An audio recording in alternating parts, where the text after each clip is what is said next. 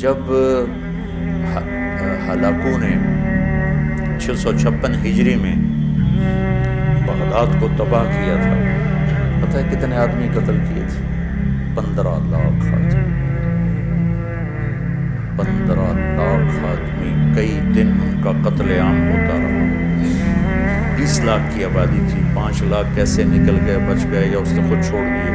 15 لاکھ آدمی ذبح کیے اس نے۔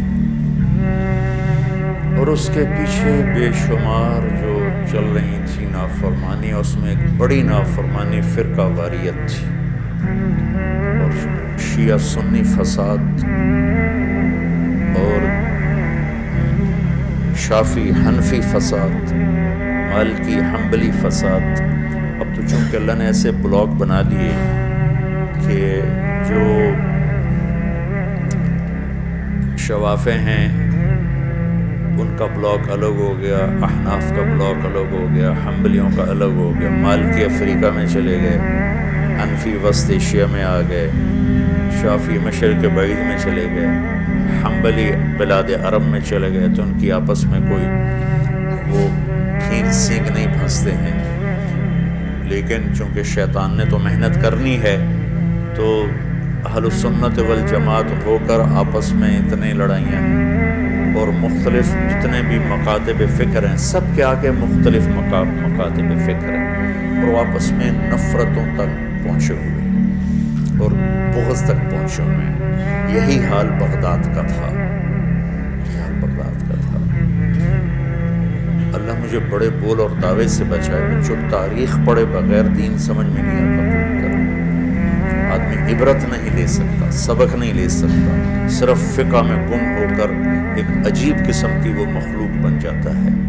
پورا قرآن سامنے ہو، پوری نبی کی سیرت سامنے ہو، تاریخ سامنے ہو، تو فیصلہ کرنا آسان ہوتا ہے۔ بغداد کو تحت کر دیا ہلاکو خان نے، کہ اس کے پیچھے بڑا سبب یہ آپس کے روزانہ مناظرے ہوتے تھے۔ 317 ہجری میں 317 یعنی ابھی خیر القرون ختم ہوا ہی تھا، بغداد میں حنبلی اور غیر حنبلی مناظرے میں اس قدر فساد ہوا کہ سینکڑوں آدمی قتل ہو گئے، ایک دوسرے کی جان کے ایسے درپے ہوئے۔ دونوں طرف سے اہل سنت ہیں، لیکن ایک دوسرے کی گردنیں اڑا دی، اور یہ عام ہونے لگا۔ تو اللہ تعالیٰ کی طرف سے وہ عذاب بن کر آیا 656 ہجری، اس نے سارے بغداد کے اینٹ سے اینٹ بجا دی، اور ساری کتابیں اٹھا کے دریائے دجلہ میں ڈال دی۔ دریائے دجلہ کا پانی 1 مہینے سیاہ ہو کے بہتا رہا، اتنی کتابیں اس نے ڈال دی۔ اور اللہ نے ایسا روب ڈال دیا مسلمانوں پر کہ 40 آدمی کھڑے ہوئے، اور ایک تاتاری مغل کہتا ہے سارے یہیں کھڑے رہو، میں تلوار لے کے آ کے تمہیں قتل کرتا ہوں۔ اس کے ہاتھ میں تلوار بھی نہیں ہے، وہ تلوار لینے جاتا ہے، وہ 40 وہیں کھڑے ہوئے ہیں، بھاگتے بھی نہیں ہیں، واپس آ کر 40 کی گردن اڑاتا ہے۔ میں مستند کتابوں سے آپ کو البدایہ سے آپ کو بتا رہا ہوں، اللہ کے نبی نے 4 دعائیں مانگی، مسجد اجابہ، اب وہ حرم میں شامل ہو، توڑ دیا اس نے۔ مدینہ، یا اللہ میری امت پہ تیرا ایسا عذاب نہ آئے جو انہیں ختم کر دے، اللہ نے لوگ قبول۔ یا اللہ ان پر کوئی زمینی ایسا عذاب نہ آئے جو انہیں ختم کر دے، اللہ نے فرمایا قبول۔ یا اللہ ان پر کوئی دشمن ایسا نہ آئے جو انہیں مٹا دے، اللہ نے فرمایا قبول۔ یا اللہ ان میں آپس میں اختلاف نہ ہو، تو اللہ نے فرمایا نہیں میرے ماں، یہ قبول نہیں، اختلاف ہوگا۔ پیپر ہو رہا ہے، امتحان ہے، امتحان میں ہم دیکھیں گے کون حدود پہ قائم رہتا ہے، کون حدود کو پار کرتا ہے۔ تو اختلاف اس کائنات کی لازمی چیز ہے، مذہب کے نام پر بھی ہوگا، سیاست کے نام پر بھی ہوگا، اور چھوٹی چھوٹی باتوں پر ہوگا، اور صحیح نیت کے ساتھ بھی ہوگا، اور فساد کی نیت کے ساتھ بھی ہوگا۔ تو جب میرا اللہ کہہ رہا ہے اختلاف ہوگا، پھر کہہ رہا ولا تفرقوا، دیکھو تم اختلاف کرو لیکن فرقہ واریت کا شکار نہ ہو۔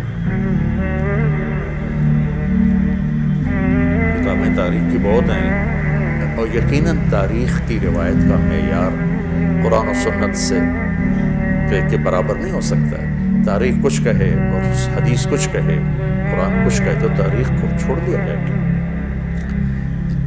صحابہ کی آپس کی لڑائیوں کا معیار تاریخ نہیں ہے، قرآن ہے اور حدیث ہے۔ وہ انسان تھے، بشر تھے، ان سے خطائیں ہیں، لیکن میرے اللہ نے کہا کُلًّا وعد اللہ الحسنى، میرے نبی میرا وعدہ ہے تیرا ہر صحابی جنت میں جائے گا۔ بس اس کے بعد ہماری زبانیں بند ہو جانی چاہیے۔ جن کو اللہ نے معاف کر دیا ہو، ہم ان پر زبان کھولیں گے تو ہلاک ہو جائیں گے، تباہ ہو جائیں گے۔ تو بچوں آپ کو نصیحت کرتا ہوں، وہ جو سن رہے ہیں مسلمان بن کے چلو، اللہ کے واسطے فرقہ واریت کی لعنت سے نکلو، یہ ختم نہیں ہو سکتے۔ ہم جڑ کے چلیں، اپنے اپنے مسالک پر چلتے ہوئے ایک دوسرے کو عزت دیں، احترام دیں۔ مولانا محمد قاسم نانوتوی رحمۃ اللہ علیہ جنہوں نے دیوبند کی بنیاد رکھی، بہت بڑے مناظر تھے بر صغیر کے، ساری زندگی کسی مسلمان فرقے سے مناظرہ نہیں کی، ساری زندگی۔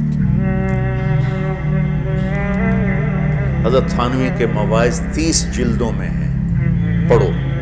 کسی پر رد کیا ہو ایسا بدتمیزی کے ساتھ اور اس طرح اس کی پگڑی اچھالی ہو، جن کے نام پر دیوبندیت قائم ہے، مولانا گنگوہی رحمۃ اللہ علیہ، یہ آج جو پھدک رہے ہیں ممبروں پر، یہ تو کوئی نہ ہمارے لیے بنیاد ہیں اور نہ یہ ہمارے لیے نمونہ۔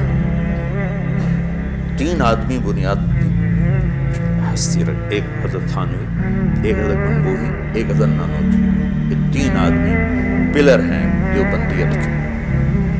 دیکھو انہوں نے کس طرح، اگر کہیں کسی کا رد بھی کیا ہے تو ایسے نہیں کیا کہ انسانیت سے گرا ہوا کلام ہو یا لہجہ ہو یا گفتگو ہو۔ اور مولانا قاسم صاحب رحمۃ اللہ علیہ نے ساری زندگی کسی مسلمان فرقے سے مناظرہ نہیں، ہندو سے کیا، سکھوں سے کیا، دہریوں سے کیا، عیسائیوں سے کیا، نیچریوں سے کیا، لیکن کسی مسلمان فرقے کے خلاف آپ نے مناظرہ نہیں کیا۔ تو میں تمہیں نصیحت کرتا ہوں، امت پہلے ٹوٹی پڑی ہے، دین کا کام کرنا ہے تو وہ کرنا جو تبلیغ والے کر رہے ہیں، کہ سب کو جوڑنا، سب کو محبت کا پیغام دے رہے ہیں۔ اگر منفی کام کرنا ہے تو گھر بیٹھ جانا یا ہم سے تعلق توڑ دینا، ہماری نسبت ہمیں واپس کر دینا، پھر جو تمہاری جی میں آئے کرتے رہنا۔ میں تمہیں مثبت کردار میں دیکھنا چاہتا ہوں کہ تم امت میں جاؤ تو تمہارے ایک ڈاکٹر جاتا ہے ایک محلے میں، 4 سال کے بعد اس کا ہسپتال کھڑا ہوتا ہے، 10 مولوی ایک محلے میں جاتے ہیں اور ان کا نام و نشان تک مٹ جاتا ہے۔ ایک جعلی حکیم بیٹھ جاتا ہے اور اس کے وہاں مریضوں کا رش لگ جاتا ہے، جعلی پیر بیٹھ جاتا ہے تو تعویذ لینے والے کوئی لائن لگی ہوتی ہے،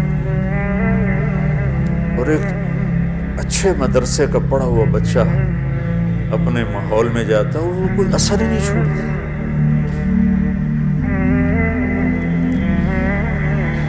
تو بچوں، تھوڑی سی زندگی ہے، نفرتیں نہ پالو، بغض نہ پالو، حقارتیں نہ پالو،